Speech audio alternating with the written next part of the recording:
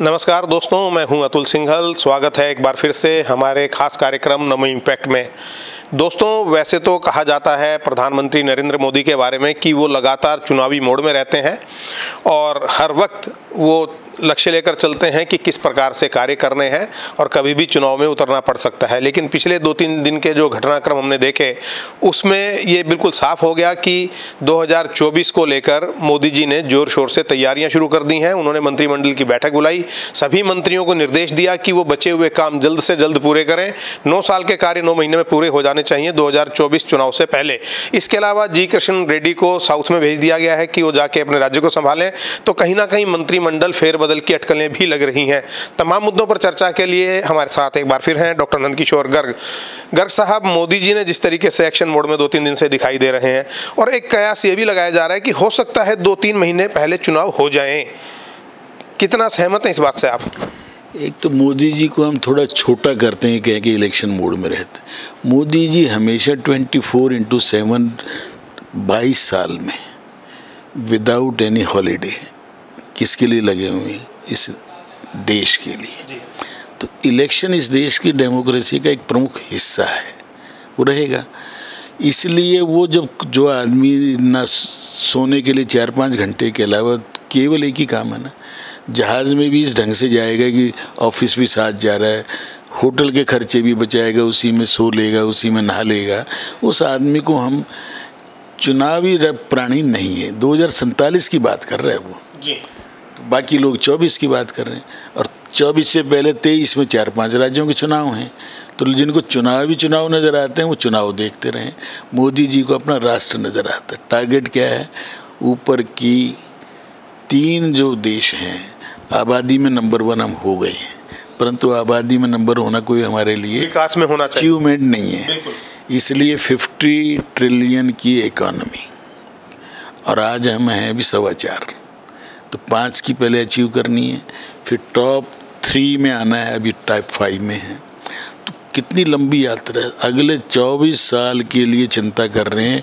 24 साल वो जिएंगे, किसी को ज़रूरी नहीं जिए तो हमें खुशी होगी, लेकिन योजना बना रहे हैं। पर योजना देश की, क्यों? देश ने रहना है। मैं आप मोदी जी आज हैं कल नहीं होंगे। बिल्कुल ठीक है। तो ये जो केवल चुनावी जीवी और जिनको केवल कुर्सी चाहिए उनकी सोच अलग है, मोदी जी की सोच अलग है। और कितना बड़ा दिल है।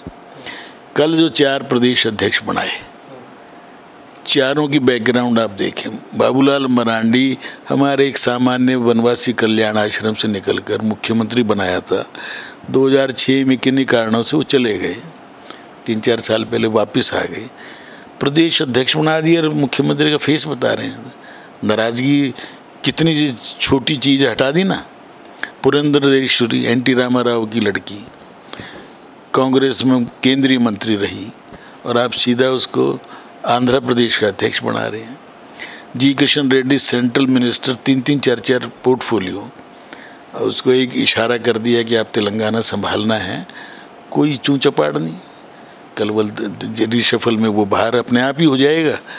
और सबसे बड़ी बात की जाखड़ की, बलराम जाखड़ का सुपुत्र, कांग्रेस का अध्यक्ष पंजाब का रहा हुआ, विपक्ष का नेता रहा हुआ, गुरदासपुरी से सांसद रहा हुआ, वो व्यक्ति बीजेपी में आया और आते ही उसको नेशनल एग्जीक्यूटिव में ले लिया और आज पंजाब प्रदेश का अध्यक्ष बना दिया। वो तो प्रफुल्ल पटेल के बारे में भी चर्चा है कि उनको केंद्रीय मंत्रिमंडल में शामिल किया जा सकता है। इसलिए देश हित में प्रफुल्ल पटेल का एज एन इंडस्ट्रियलिस्ट जो एक्सपीरियंस है, वो कोई छोटा मोटा आदमी तो है नहीं, 3री जनरेशन का इंडस्ट्रियलिस्ट है।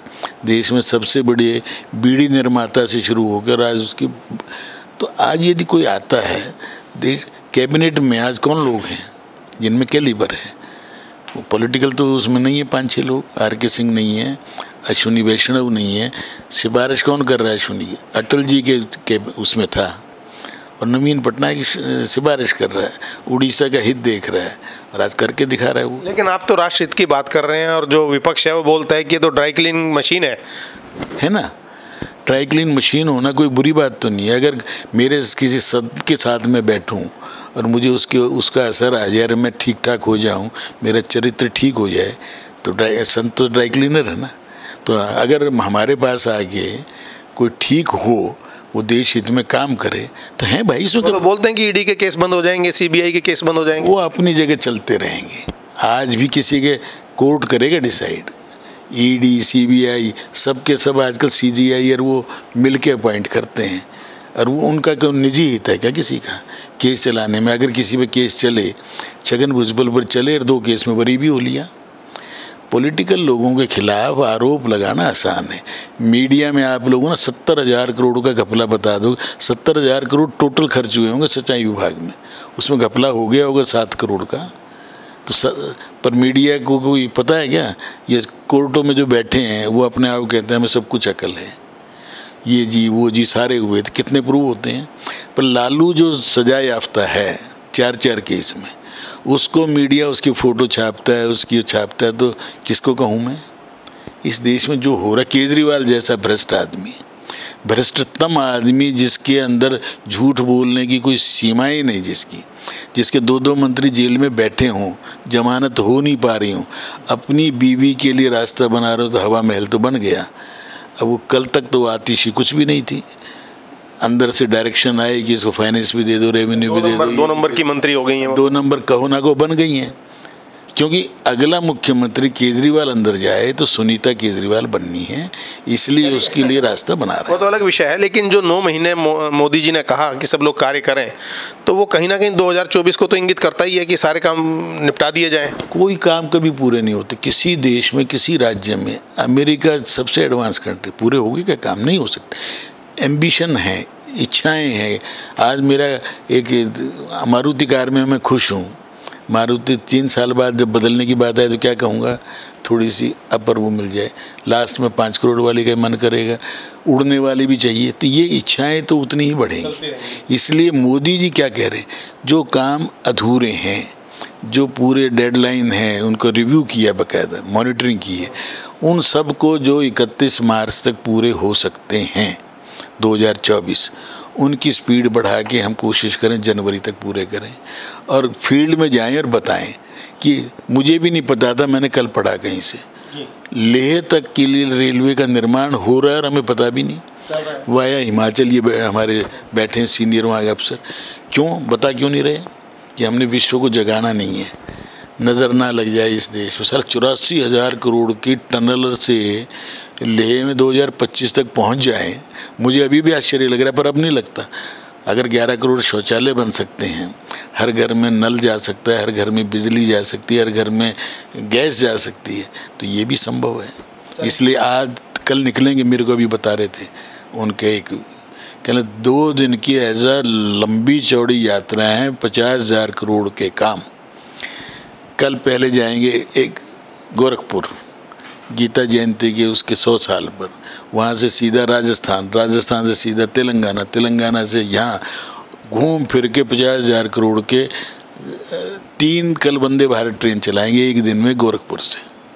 कोई प्रचार देखा क्या, कोई ऐड देखे आपने? मुझे किशोर कुमार का एक गाना याद आ रहा है, मुसाफिर हूँ यारो चलते जाना, चुपचाप चलते जाना। तो मुझे लगता है कि मोदी जी इसी प्रकार से काम कर रहे हैं। मोदी जी केवल देश के लिए, हाँ एक भाव है कि जितना मौका भगवान ने, लोगों ने आशीर्वाद दिया है, आखिर इस देश के 80 करोड़ लोगों का आशीर्वाद, जिनके घर में अन्न पहुंच रहा है बिना मांगे, अच्छे ढंग से, इज्जत के साथ, उनका आशीर्वाद मिल रहा है। वो महिला का तो किसी भी वर्ग की हो, हर महिला को एक आनंद के साथ धुएं से बचते हुए पानी मिल गया, शौचालय मिल गया, गैस मिल गई, थोड़ी बात है क्या?